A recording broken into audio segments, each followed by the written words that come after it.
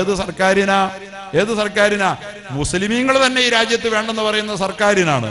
മുസ്ലിമീങ്ങൾക്ക് വേണ്ടി 544 സീറ്റിൽ ഒരു MP പോലും നിർത്താൻ അനുവദിക്കാത്ത സർക്കാരിനാണ് വഖഫിന്റെ കാര്യത്തിൽ തീരുമാനമെടുക്കാൻ. എന്ന് മാത്രമല്ല, ദേവസ്വം ബോർഡ് നിയന്ത്രിക്കുന്നിടത്ത് ഹിന്ദുക്കളല്ലാത്ത ആരും വേണ്ട, സഭാസ്വത്ത് നിയന്ത്രിക്കുന്നിടത്ത് ക്രിസ്ത്യാനി അല്ലാത്ത ആരും വേണ്ട, വഖഫ് സ്വത്ത് നിയന്ത്രിക്കുന്നിടത്ത് നിർബന്ധമായിട്ടും മുസ്ലിം അല്ലാത്ത 2 പേര് വേണം. എത്ര നീതിപൂർവകമാണ്! ഇങ്ങനെയെല്ലാം നമ്മുടെ വഖഫിനെ നശിപ്പിച്ച് എന്തിനാണത്? ഈ ലോകത്ത് വ്യഭിചാരം, സ്വവർഗരതി, അഡൽട്ടറി, പരസ്ത്രീ ഗമനമടക്കമുള്ളതൊക്കെ സുപ്രീം കോടതി പോലും അനുവദിച്ച ഈ സംഗതികളെ ഈ ലോകത്ത് വ്യാപകമാക്കി അരാജകത്വം വ്യാപിപ്പിച്ച് മനുഷ്യത്വം നശിപ്പിച്ച് മൃഗീയതയെ ഈ ലോകത്ത് നട്ടുപിടിപ്പിക്കാൻ ശ്രമിക്കുന്ന അധികാര കേന്ദ്രങ്ങൾ, അവർക്ക് ഭീഷണിയാണ് മദ്രസകൾ. സന്തോഷമുള്ള കുടുംബജീവിതം, ഈ ഭരണകൂട ശക്തികളൊക്കെ കുടുംബം തകർക്കാൻ വേണ്ടി കൂടി ശ്രമിച്ചുകൊണ്ടിരിക്കുകയാണ്. ഈ വഖഫ് എന്ന് പറയുന്നത് ഒരു ഇസ്ലാമിക് സൊസൈറ്റിയുടെ മെറ്റീരിയൽ ഫൗണ്ടേഷൻ എന്നാണ് ഇതിനെ ആളുകൾ വിശദീകരിച്ചിട്ടുള്ളത്. എന്ന് പറഞ്ഞാൽ വഖഫിന്റെ തൊട്ടിലിൽ ജനിച്ച്, വഖഫിന്റെ ഭക്ഷണം കഴിച്ച്, വഖഫിന്റെ ഖബറിൽ അവസാനിക്കുന്ന ഒരു സമ്പൽ ഘടനയാണ് ഇസ്ലാമിക സമൂഹം എന്ന് നിലനിർത്തി വന്നത്. അതാണ് വഖഫ് എന്ന് പറഞ്ഞാൽ. ഇസ്ലാമിക സമൂഹത്തിൽ, ഇസ്ലാമിക രാജ്യങ്ങളിൽ വഖഫിന്റെ എല്ലാം ആ സമൂഹത്തിന് വേണ്ടി വഖഫ് ചെയ്തു കൊടുക്കുക, ഉള്ളവർ വഖഫ് ചെയ്തു കൊടുക്കുക, വാരിക്കോരി കൊടുക്കുക. ഇങ്ങനെ ലോകത്തെ മനുഷ്യരെ, അവന്റെ മനസ്സിനെ ഈ ഭൂമിയിൽ തളച്ചിടേണ്ടതല്ല, സ്വർഗലോകത്തിന്റെ അനന്ത സീമകളിൽ പാറിപ്പറക്കേണ്ടുന്ന അവന്റെ മനസ്സിനെ ആകാശത്തോളം വിശാലമാക്കിയാലേ സ്വർഗത്തിൽ പോകാൻ പറ്റുള്ളൂ. മനസ്സ് ഭൂമിയിൽ ഒതുങ്ങാത്തതാ, സ്വർഗത്തിന്റെ സമ്പാദ്യമാണ്, സ്വർഗത്തിന്റെ ഓർഗനാണ്, സിക്സ്ത് ഓർഗൻ. സ്വർഗത്തിൽ പറക്കുന്ന സാധനമാണിത്, ഭൂമിയിൽ ഒതുങ്ങാത്തതാണ്. ഈ മനുഷ്യന്റെ മനസ്സിനെ ഈ ലോകത്ത് ഔദാര്യം കൊണ്ട്, കാരുണ്യം കൊണ്ട് വിശാലമാക്കാൻ അള്ളാഹു മോഹന്റെ റസൂലും ആഗ്രഹിച്ചപ്പോൾ വഖഫിനെ അവർ പ്രേരിപ്പിച്ചു. റസൂലുള്ളാഹി സ്വല്ലല്ലാഹു അലൈഹി വസല്ലം പറഞ്ഞു, ദാനം, ദാനം, ദാനം. എന്താണ്? യസ്അലൂനക മാദാ യുൻഫിഖൂൻ. അവർ ചോദിക്കുമായിരുന്നു അള്ളാഹുവിന്റെ റസൂലിനോട്, നബിയെ, എന്താണ് ഞങ്ങൾ ചെലവഴിക്കേണ്ടതെന്ന്. അപ്പോൾ അള്ളാഹുവിന്റെ റസൂൽ അവരോട് പറഞ്ഞു കൊടുത്തു, ഖുലിൽ അഫ്വ്, ആവശ്യം കഴിച്ചുള്ളതൊക്കെ ചെലവഴിക്കാനുള്ളതല്ലേ. ആവശ്യം കഴിച്ചുള്ളതിനെന്തിനാ? വെച്ചേക്കാനല്ല, ആവശ്യം കഴിച്ചുള്ളത് ചെലവാക്കാനാ. ആവശ്യം കഴിച്ചുള്ളത് ചെലവാക്കിയില്ലെങ്കിൽ ഒരു വിലയില്ല, വെറുതെ ഇട്ടേച്ച് പോയിട്ട് അതിന്റെ അഡ്രസ്സും പേര് നടക്കാന്നല്ലേ ഉള്ളൂ. ആവശ്യം കഴിച്ച് ബാക്കിയുള്ളതെല്ലാം ആവശ്യക്കാരന് വേണ്ടി ചെലവഴിക്കാനുള്ളതാണ്. കല്ല ബല്ലാ തുക്രിമൂനൽ യതീം വലാ തഹദ്ദൂന അലാ തആമിൽ മിസ്കീൻ വതഅകുലൂന തുറാസ അക്ലൽ ലമ്മാ വതുഹിബ്ബൂനൽ മാല ഹുബ്ബൻ ജമ്മാ. അനാഥയെ പരിഗണിക്കാനുള്ളതാ ആവശ്യം കഴിച്ചു മിച്ചമുള്ളത്. തന്റെ തലമുറയ്ക്കും അടുത്ത തലമുറയ്ക്കും 10 തലമുറയ്ക്കും തിന്നാനുള്ളത് സമ്പാദിച്ചിട്ടാലും തികയാതെ 250 ഔട്ട്ലെറ്റ് ഉണ്ടെങ്കിൽ 2030 ആകുമ്പോൾ 500 ഔട്ട്ലെറ്റ് ആക്കണം. 50,000 കോടി ഉണ്ടെങ്കിൽ 1,00,000 കോടിയാക്കലാണ് എന്റെ പദ്ധതി. അവസാനിക്കില്ല എന്റെ ഈ ആർത്തി എന്ന് പറഞ്ഞ് ഇതൊക്കെ ഉണ്ടായാൽ ആകാശത്തോടെ പറന്നു പോകുമ്പോ ഫ്ലൈറ്റ് ഒന്ന് മൂക്കു കുത്തിയാൽ തീർന്നില്ലേ? വല്ല ചതുപ്പിലും വീണ രക്ഷപ്പെട്ടു, അല്ലെ പോയില്ലേ? സഹോദരങ്ങളെ, ഇത്രയും വിലയില്ലാത്ത ഈ സാധനത്തെ അള്ളിപ്പിടിച്ച് മനസ്സിനെ ധനാർത്ഥിയുടെ ഈ സങ്കുചിതത്വത്തിൽ തളച്ചിട്ടാൽ അവന് സ്വർഗമില്ല. വിശാലമായ മനസ്സിന്റെ ഉടമകൾക്കുള്ളതാണ് സ്വർഗമെന്ന് അള്ളാഹുവിന്റെ ഹബീബ് പഠിപ്പിച്ചപ്പോ അത് കേട്ടുണർന്ന് ആവശ്യം കഴിച്ച് മിച്ചമുള്ളതെല്ലാം അബൂബക്കർ കൊടുത്തത് എങ്ങനെയാ? എന്തുണ്ട് അബൂബക്കറെ ബാക്കി സദഖ ചെയ്യാൻ പറഞ്ഞപ്പോ അള്ളാഹുവും റസൂലും ഉണ്ട്, നബിയെ വീട്ടിൽ ബാക്കി. ഖുലിൽ അഫ്വ്, ബാക്കിയുള്ളത് കൊടുക്കാനുള്ളതാ. ആകാശ സ്വർഗത്തിലേക്ക് മുതൽ കൂട്ടാനുള്ള സാധനമാണ്. ഇതാണ് വഖഫിന്റെ പ്രചോദനം, ഇതാണ് വഖഫിന്റെ പ്രചോദനം. ഉമറിനോട് ചോദിച്ചു, ഇന്ന് എന്താണ് ഉമറെ ബാക്കി വെച്ചത്? നേർ പകുതി ഞാൻ കൊണ്ടുവന്നു നബിയെ, പാതിയെ വീട്ടിലുള്ളൂ. സ്വന്തം സമ്പാദ്യം 5 കോടി ഉണ്ടെങ്കിൽ 2.5 കോടി മാറ്റി വെച്ചു. ഇന്നുമുണ്ട് സഹോദരങ്ങളെ, ഇന്നും മനുഷ്യരുണ്ട്, ഈമാനുള്ള ആളുകൾ. ഞാൻ എൻ്റെ നാട്ടിൽ തൊടുപുഴയിൽ ഒരു ട്രസ്റ്റ് ഉണ്ടാക്കിയിട്ടുണ്ട്. ഞാനും അതിന്റെ ഭാഗമാണെന്ന് പറയുന്നത്. അതിനാദ്യം വഖഫ് ചെയ്ത ഒരാൾ 2.5 ഏക്കർ സ്ഥലം കൊണ്ട് കൊടുത്തു. 6 കോടി രൂപ വില മതിക്കും. കോടിയൊന്നും ആളുകൾക്ക് ഈമാനുള്ളവന് പ്രശ്നമല്ല, ആഖിറത്തിന് മുതലാക്കാനുള്ളതാണ് സമ്പാദ്യം അള്ളാഹ് കൊടുത്താൽ. അപ്പൊ വേറൊരു സഹോദരൻ ഞങ്ങളുടെ ട്രസ്റ്റിൽ തന്നെ ഉള്ള ആള് 10 ലക്ഷം രൂപ വിലമതിക്കുന്ന ടൗണിലെ 30 സെന്റും കൊടുത്തു. അവിടെ ഇപ്പൊ ബിൽഡിംഗ് ഉയർന്നുകൊണ്ടിരിക്കുക. എന്തിനാ?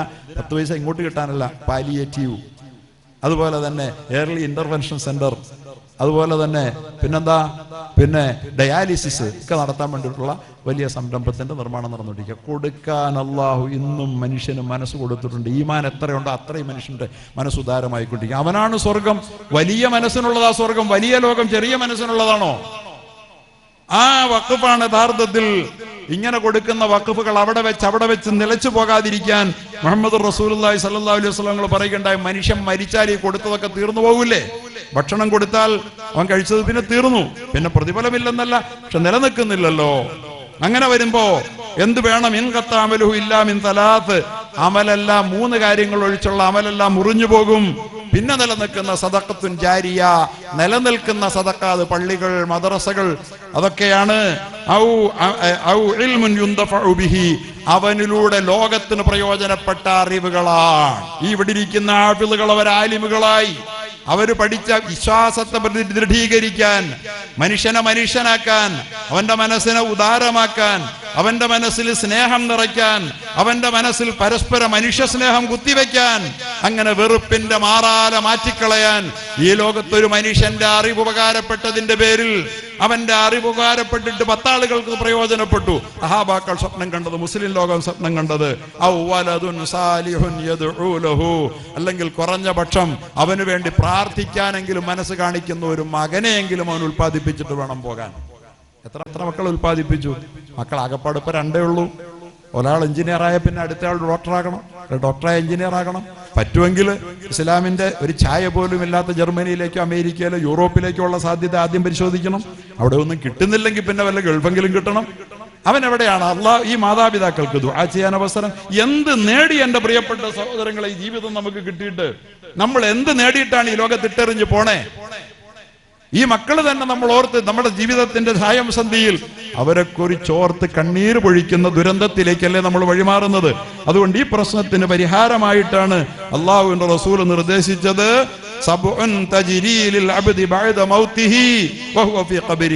7 കാര്യങ്ങൾ ഈ ലോകത്ത് നിനക്ക് ചെയ്യാൻ അവസരം ലഭിച്ചാൽ, വേറെയുമുണ്ട് 7 കാര്യം എണ്ണി പറഞ്ഞു റസൂലുള്ളാഹ്, ചെയ്താൽ മരിച്ചാലും ഖബറിലേക്ക് പ്രതിഫലം പ്രവഹിച്ചു കൊണ്ടിരിക്കുമെന്ന് മുഹമ്മദ് മുസ്തഫ.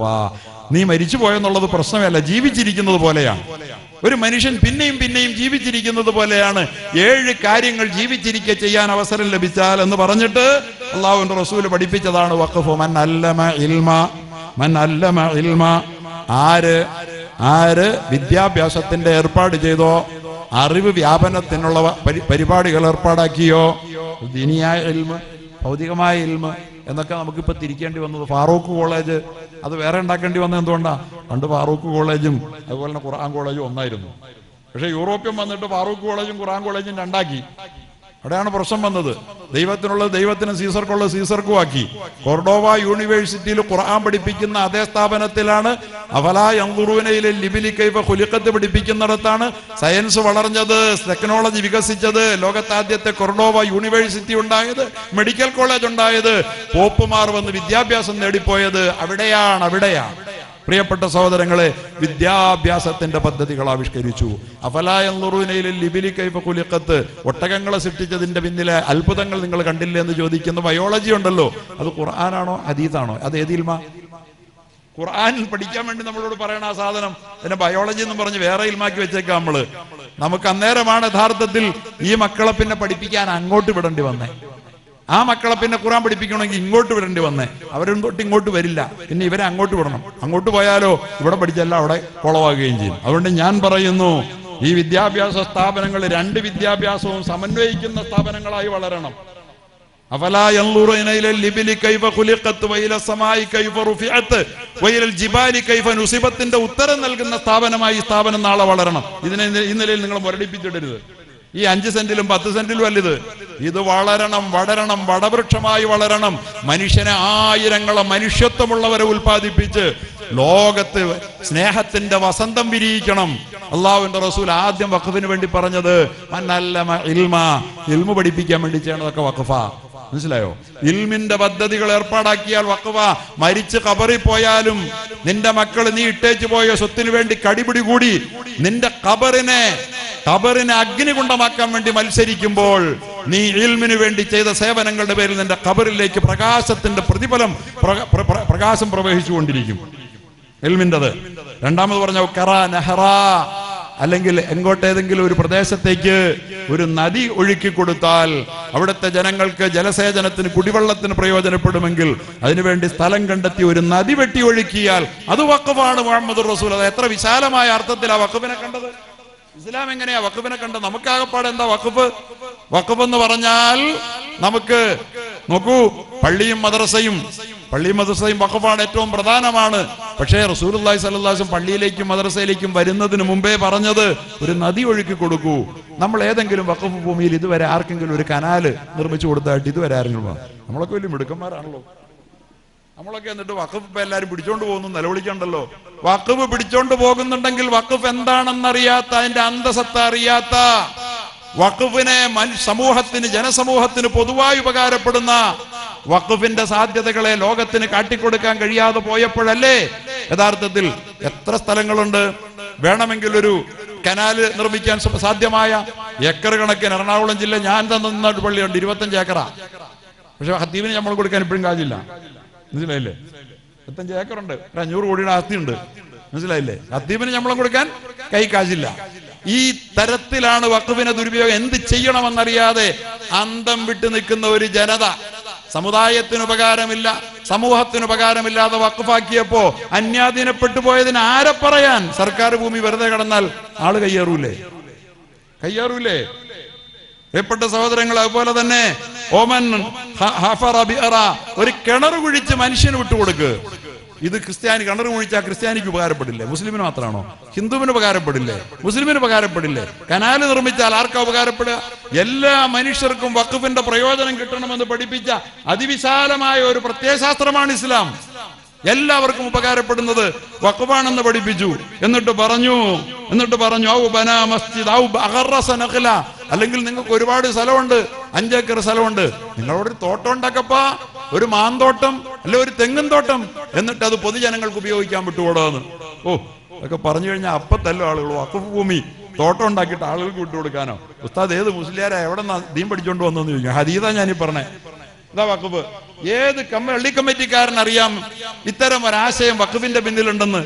ഈ ഹദീദിന്റെ അടിസ്ഥാനത്തിൽ, റവാഹു ഇബ്നു മാജ റിപ്പോർട്ട് ചെയ്ത ഈ ഹദീദിന്റെ അടിസ്ഥാനത്തിൽ നമ്മൾ ഇന്ന് എന്ത് പ്രവർത്തിക്കപ്പെട്ടിട്ടുണ്ടെന്ന് നമ്മളാണ് ആലോചിക്കേണ്ടത്.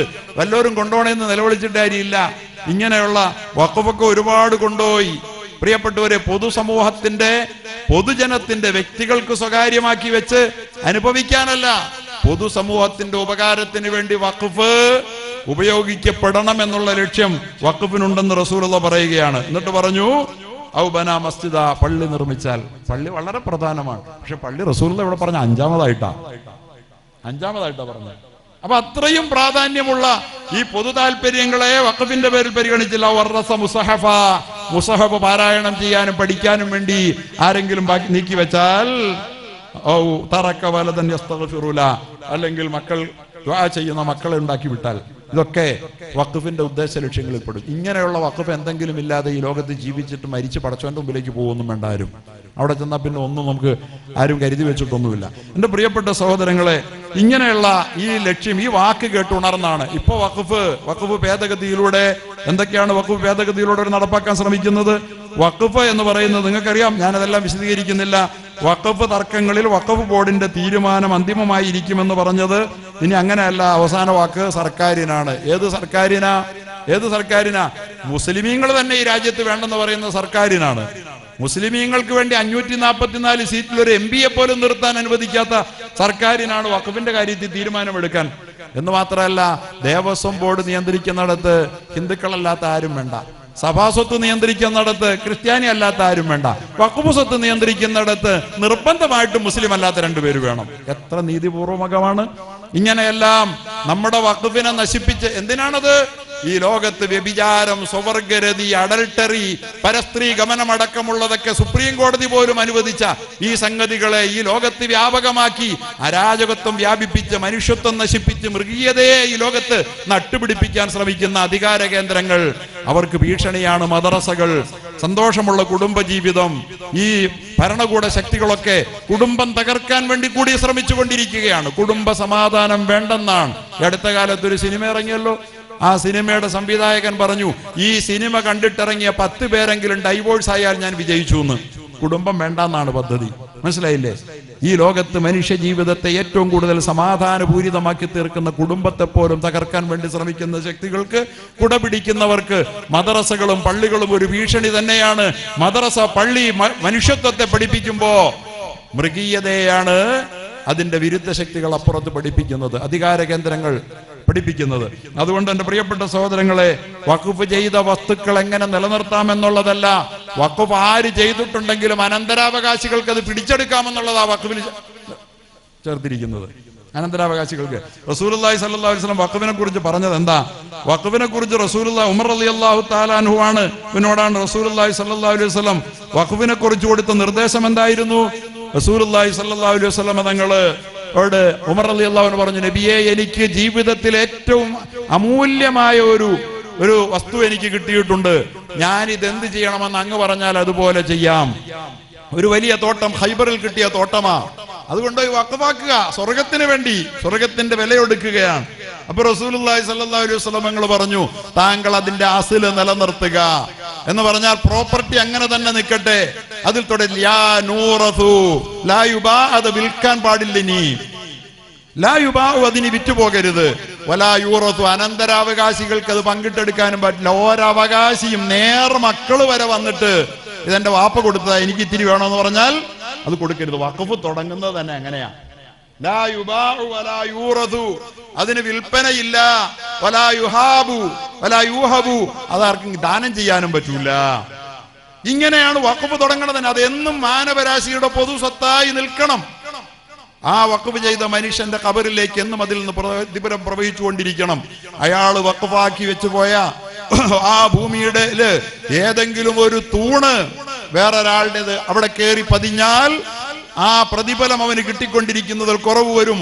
വാഖിഫിനോട് ചെയ്യുന്ന ക്രൂരതയാണ്, വഖഫ് ചെയ്ത പിതാവിനോട് ചെയ്യുന്ന ക്രൂരതയാണ്.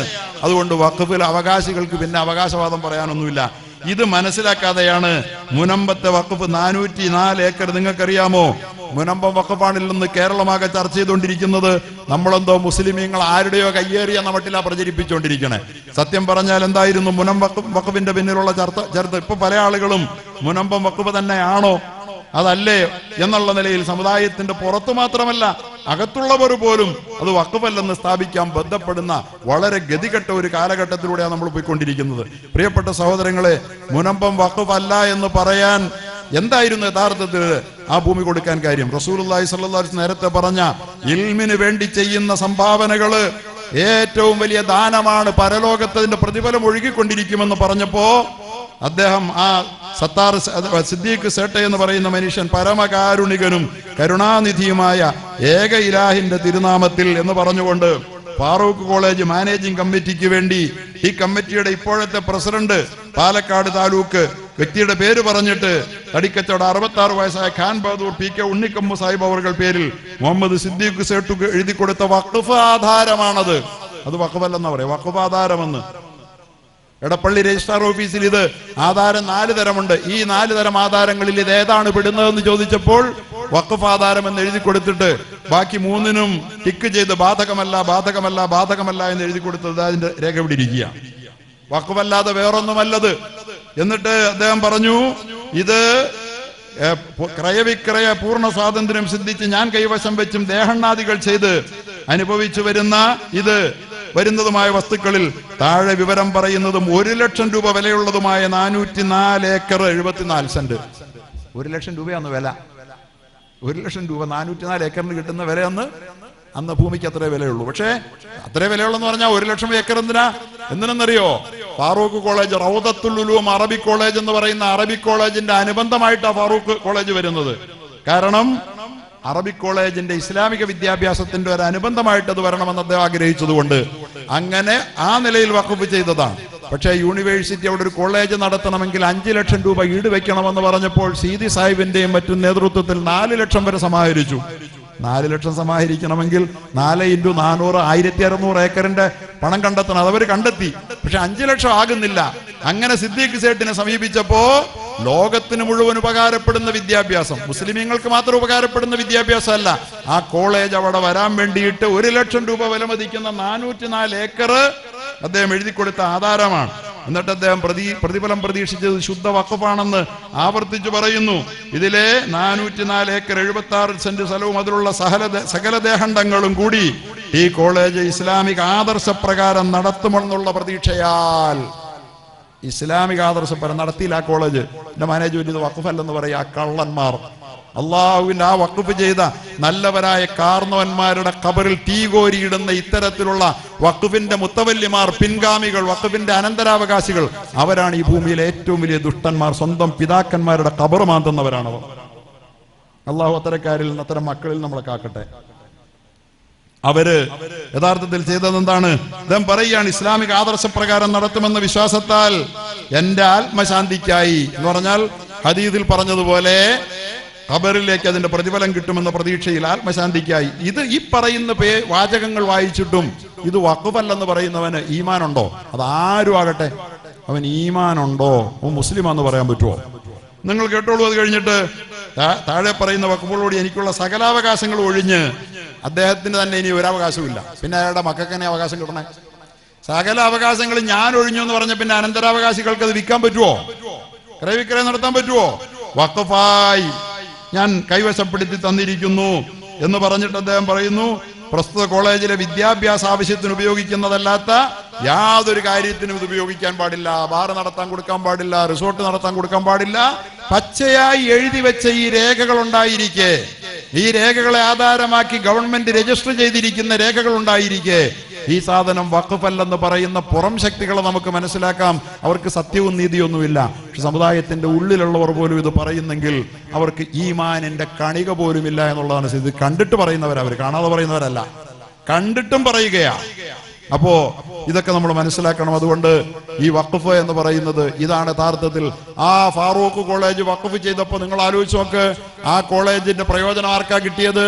ഇന്നിപ്പോ മുസ്ലിമീങ്ങളുടേത് മാത്രം എന്തോ എന്ന് പറഞ്ഞ് ചില ആളുകൾ അതിന് നേരെ അവകാശം പറഞ്ഞു വരുമ്പോ അവിടെ പഠിച്ച വിദ്യാർത്ഥികൾ, ഒരുപക്ഷെ ആ പരിസരവാസികൾ അധികവും മുസ്ലിങ്ങളായി പോയത് കൊണ്ട് അധികം വിദ്യാർത്ഥികൾ മുസ്ലിങ്ങളായിരിക്കാം. ധാരാളം ഹിന്ദുക്കളും ക്രിസ്ത്യാനികളും ആ കോളേജിൽ നിന്ന് പഠിച്ച് ബിരുദം നേടിയില്ലേ? ഉന്നത ഉദ്യോഗങ്ങളിൽ എത്തിപ്പറ്റിയില്ലേ? എല്ലാവർക്കും ഉപകാരപ്പെട്ടില്ലേ? എയ്ഡഡ് കോളേജായ ആ കോളേജിൽ നിന്ന് ലക്ഷക്കണക്കിന് രൂപയുടെ ശമ്പളം പറ്റി എത്രയോ ഹിന്ദുക്കളും ക്രിസ്ത്യാനികളുമായ അധ്യാപികമാരുണ്ട്. അവർക്കതിന്റെ ഗുണം കിട്ടിയില്ലേ? വഖഫ് ഭൂമിയിൽ നിന്ന് ഇത്തരം ഉപകാരങ്ങൾ കൂടി കിട്ടുന്ന തരത്തിലാണ് യഥാർത്ഥത്തിൽ വഖഫിനെ സംവിധാനം ചെയ്തിട്ടുള്ളത്. ആ ലക്ഷ്യങ്ങൾ മനസ്സിലാക്കി വഖഫിനെ നമ്മൾ ഉപയോഗപ്പെടുത്തിയില്ലെങ്കിൽ ഈ വഖഫ് എല്ലാം നമുക്ക് നഷ്ടപ്പെട്ടു പോകുമെന്ന് മാത്രമല്ല, 10 കാശ് ഇങ്ങോട്ട് കിട്ടാത്തത്, കാരണവന്മാർ ഒന്നും കിട്ടാതെ കൊടുത്തത്, അത് മര്യാദയ്ക്ക് നോക്കി നടത്തണമെങ്കിൽ ഞാൻ പോലും ഞങ്ങൾക്ക് മനസ്സില്ല. കാശ് ഇങ്ങോട്ട് കിട്ടുന്നത് മാത്രമേ നോക്കി നടത്തുള്ളൂ. എന്താ വഖഫ് അന്യാധീനപ്പെട്ടു പോകാൻ കാരണം? വഖഫ് അന്യാധീനപ്പെട്ടു പോകാൻ കാരണം മറ്റൊന്നുമല്ല, റൗദത്തുൽ ഉലൂമിന് വഖഫ് സ്വത്ത് നൽകുമ്പോൾ അത് സാധുവാകും.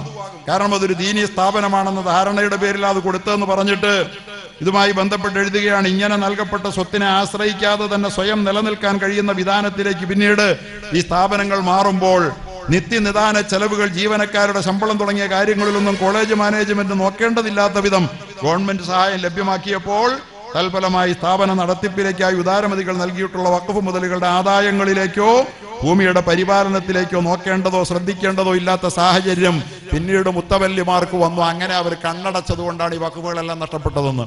നമ്മുടെ പള്ളികളും അങ്ങനെ തന്നെയാണ്. നമ്മുടെ വഖഫ് നോക്കി നടത്തിയാൽ പള്ളികൾക്ക് 10 ഏക്കറുണ്ട്, 5 ഏക്കറുണ്ട്, 3 ഏക്കറുണ്ട്. പള്ളിയുടെയും മദ്രസയുടെ ആവശ്യം കഴിച്ചിട്ട് പ്രത്യേകിച്ചൊന്നുമില്ല. നല്ലൊരു ദീനീ സ്ഥാപനം, നല്ലൊരു വിദ്യാലയം, 2 വിദ്യാഭ്യാസവും ഒന്നിച്ചു നൽകുന്ന ഈ ഹാഫിളുകൾക്ക് അവരെല്ലാം ഉന്നത വിദ്യാഭ്യാസവും നേടി അവർ ഈ ലോകത്ത് ഖുർആൻ പഠിച്ച മഹാപണ്ഡിതന്മാരായി ലോകത്ത് അല്ലാഹുവിന്റെ ദീൻ പ്രചാരണം നൽകുന്നവരായി മാറുന്ന ഒരു പ്രസ്ഥാനം ഉണ്ടാക്കാൻ വേണ്ടി ആ വഖഫിനെ പ്രയോജനപ്പെടുത്താൻ നമ്മുടെ പള്ളി മാനേജ്മെന്റുകളിൽ എത്ര പേർക്ക് കഴിഞ്ഞു എന്ന് നമ്മൾ ആലോചിക്കണം. അതുകൊണ്ട് വഖഫിന്റെ ഭേദഗതി ഇപ്പൊ പെട്ടെന്നൊന്നും നടക്കാനുള്ള സാധ്യത കാണുന്നില്ല. കാരണം ആരാന്റെ ഊരെ ചാരി നിൽക്കുന്ന ഒരു ഗവൺമെന്റ് ആക്കി പടച്ചവൻ മാറ്റിയിട്ടുണ്ട്. അതുകൊണ്ട് ഉടനെ ഒന്നും 2/3 ഭൂരിപക്ഷം വേണം ഭേദഗതി നടപ്പാക്കണമെങ്കിൽ നടപ്പാക്കാൻ സാധ്യതയില്ല.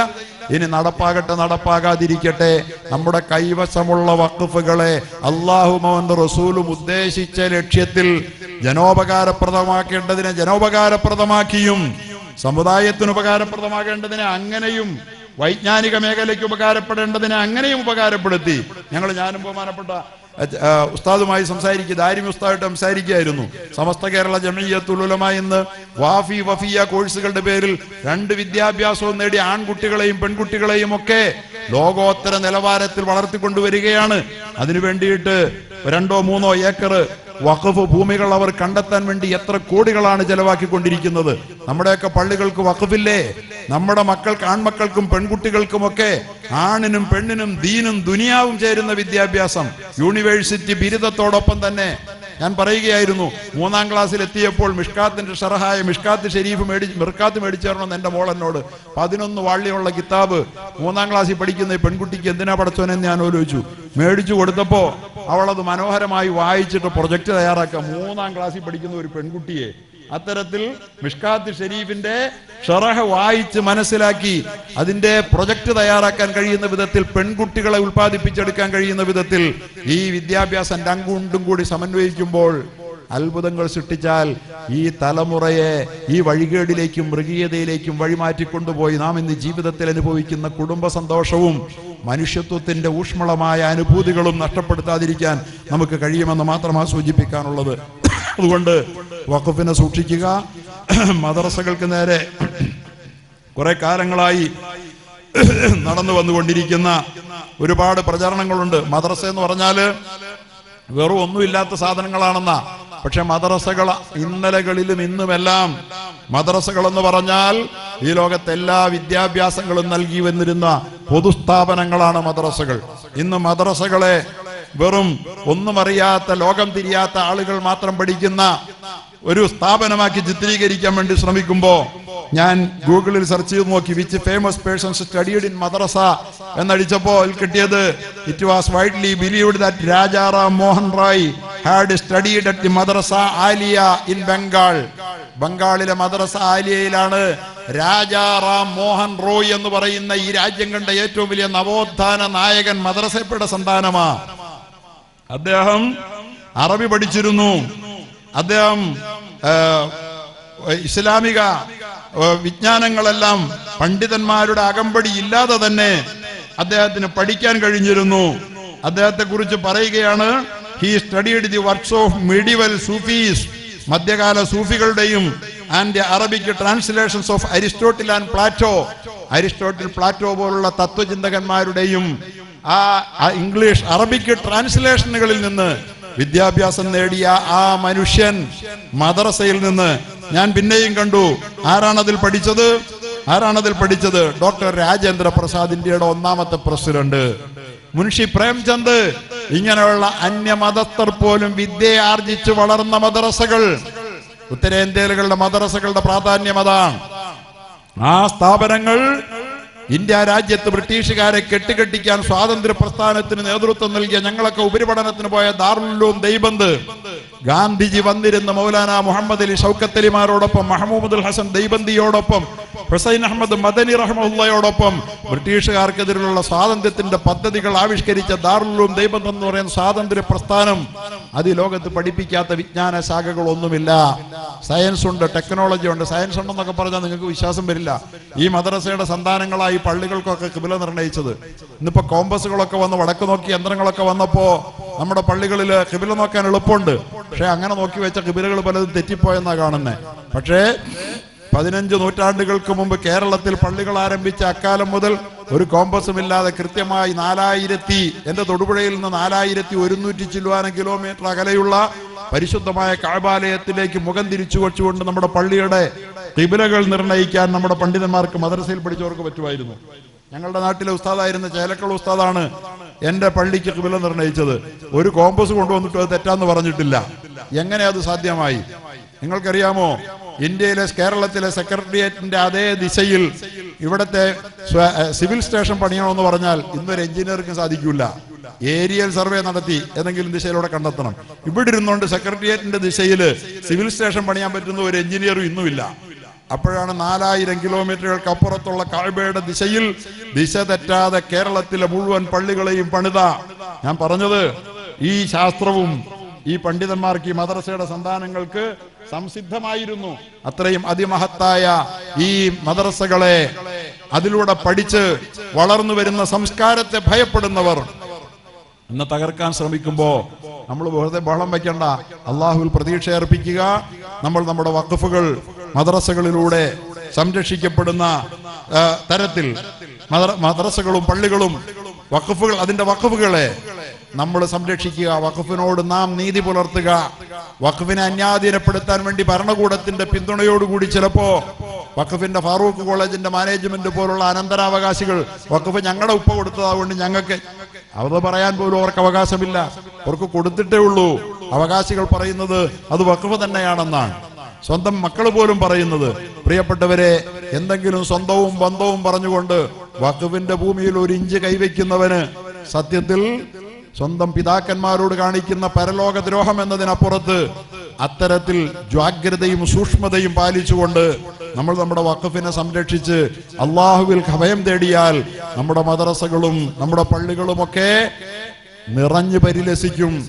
ഈ ലോകത്തിന് മുഴുവൻ ഉപകാരം ചെയ്യുന്ന ലോകോത്തരമായ നിത്യസ്മാരകങ്ങളായി ഇത് നിലനിൽക്കും. ഒരു ഭരണകൂടത്തിനും ഇതിൽ കൈവയ്ക്കാൻ, ഇതിനെ തകർക്കാൻ കഴിയില്ല. നാം നമ്മുടെ കയ്യിലുള്ളത് ഉപയോഗിച്ചാൽ. കൈവിട്ടു പോയതിനെ കുറിച്ച് നിലവിളിക്കാൻ മാത്രം പഠിച്ചാൽ പോരാ, കയ്യിലുള്ളത് ഉപയോഗിക്കണം.